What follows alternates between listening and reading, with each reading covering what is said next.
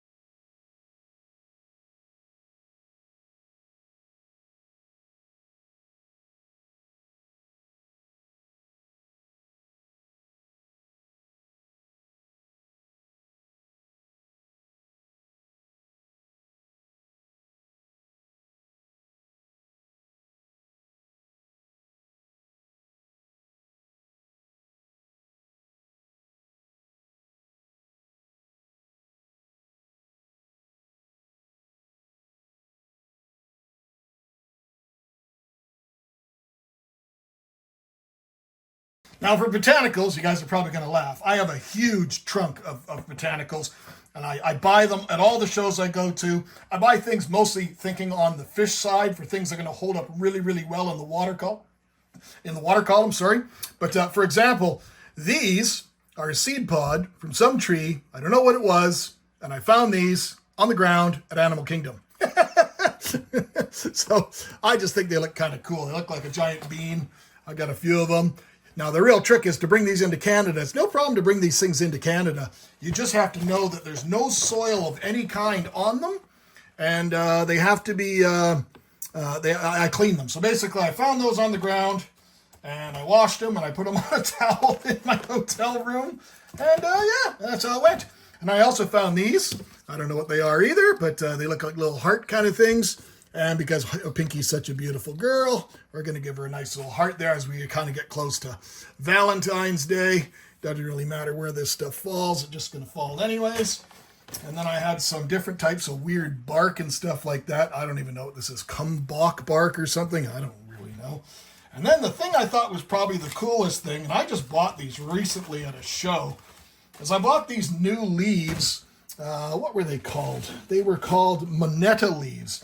And I believe they're sold for another purpose, a health purpose or something, or a tea or something. I don't really know, but I think they're kind of cool. And sure, it looks kind of green. That one looks kind of green, but that one is decidedly pink. And this is Pinky's enclosure, so we're going to make it rain with some Nhandu and a few more pieces of that random bark stuff, and we're going to call it a day. It has to be very specific in how you put this stuff in there, because if you don't do it right, your animal will hate you forever. Ever. So, there. That looks about right, eh? What do you think? Did I do it right? I don't even know. But hopefully Pinky thinks it's kind of cool. Yeah, all right. Well, I think that looks pretty cool. So, next up, let's get Pinky. Okay, overall, maybe the space wasn't that small. As you can see, she's excavated in her old terrarium a rather large space out. She's back there. I'm trying to light it just using this little flashlight, and she doesn't like that at all. Now, you did notice that I didn't move any of the live plant over into her new environment. There's a reason for that, is I'm not 100% certain. I know that this unit's going to go here, but I do not have any lighting ready for it to go right away. And as you guys know, we're working on that building, and right now I just got a day where there's nothing else happening, so I thought I should go and rehouse some of these animals that desperately needed rehousing, and she's going to go in here. But once it goes into the new facility, onto a new rack, we will more than likely probably plant it all up again as well, like we've done with other ones. But we started digging away some of the substrate from around the front, and then we just tilted it over, and I think she just kind of came out on her own. But she's definitely not a happy camper right now. But she's a big girl. Geez, she's a monster. So let's see about getting her. I don't even know if my 2-liter catch cup's going to be big enough. Let's see if we can get her into here. Nope, she doesn't like that idea either. I think she just wants to find security somewhere. I think she's just a little stressed out. Come on. No, don't go back. Don't go back in there. You're not helping. Pinky, you really, really are not helping. I made this beautiful house for you. Go in your new house. All right, well, we got her out of the old terrarium, but there gives you an idea for size. That's a 2-liter pop bottle. She's a monster. So, come on. Just climb onto here. Come on, Pinky.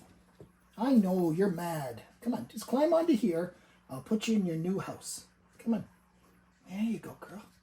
Just a little bit more. Just a little bit more. There you go. Look at that beautiful girl. She's so pretty. There. Now you go in there. All right, Pinky, I see you're all dirty, but let's see if we can get you off of here and into going exploring your new home. Come on, go the other way. Yeah, back it up. There you go. Back it up a bit more. Come on, onto the moss. Good girl. Thank you. Thank you. Can I have that? Thank you. Now she is finally in her new home. And then give you guys maybe a closer idea of what we were building. There's a nice big nook in behind all of that. And each one of those pieces curves out. So there's a lot of space there for her and a lot more space for her to grow. And look at how she matches those beautiful leaves absolutely perfectly. What do you think, Pinky? She says, leave me alone. Till next time, my friends. From Pinky and I, thank you kindly.